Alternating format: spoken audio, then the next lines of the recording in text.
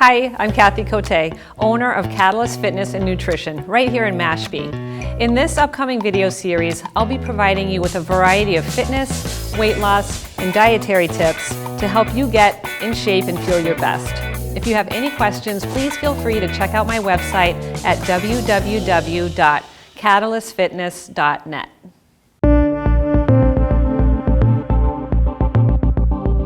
This is a three-part series where I'm going to break down the three most common client profiles that I get from women in perimenopause who are struggling with weight loss. The first one is the type A overachiever undereater. She's 50 years old, 140 pounds, and she's 5'5". She wants to lose 5 to 10 pounds. She is a busy professional who often works late, and she goes for a run 5 days a week after work to deal with the stress that she has. And then she has a long run on Saturday. And she tells me there's just not enough time in the day. She's currently tracking her calories at around 1,300 a day and keeping her fat in the lower range, and she has some issues with digestion and sleep. She's also experiencing mood swings and thinning hair and erratic cycles, and to say that she's stressed out is an understatement. She just can't seem to lose those last 5 pounds, but she would really like to lose 10. She has worked out and eaten this way for years, and she's just wondering why it's not working anymore when it used to.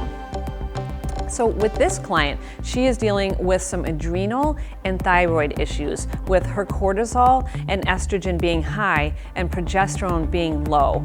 What I would do for her is spend some time bringing her calories up to maintenance to balance out her hormones and to bring up her metabolism. Since she's so low calorie, this is going to take some time, and this client is most likely going to be resistant to the idea of eating more at first. So for this client, I would recommend increasing calories, and I would start at 1,500 calories. And this is going to take a little bit of time for her to get used to, and she might gain a little bit of weight. But once the body realizes it's getting more calories, that weight is going to start to even out. And then we can add calories in 100-calorie increments every couple of weeks until she gets to about 1,900. And this is going to take some time. We want her body to normalize and have the weight adjust.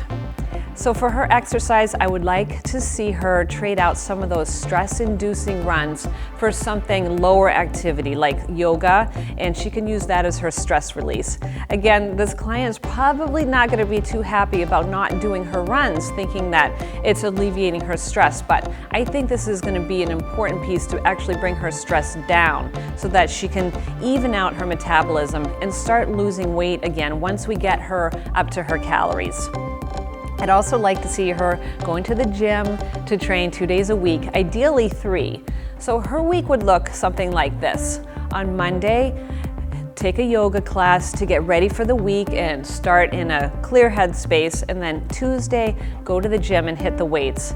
On Wednesday, she can go for that run, and then on Thursday, hit the weights again, and then end her week, her work week, with some yoga, and then on Saturday, she can do her long run. So if she were to actually implement this schedule, she would find that she's going to sleep better, she's going to be way less stressed, digestion issues aren't going to be as volatile as they were, and her cycle isn't going to be as erratic.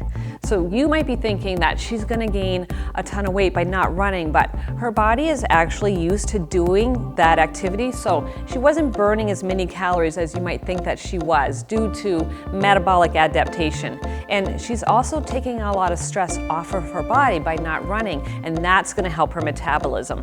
By adding in the weight training, she'll be putting on some calorie burning muscle, and those calories will be used to build those muscles. I think it's going to take about 2 to 3 months to bring her calories up to that 1,900 mark. Once we get her there for a bit, we can then go into a calorie deficit, and her body is going to be ready to release that weight. She should be able to lose a half a pound per week, and that's going to get her to her goal in 2 to 3 months from this point. And this is why it's so important to eat enough calories to support your body in the first place and avoid this scenario. The next common scenario that I want to go over is the weekend binger.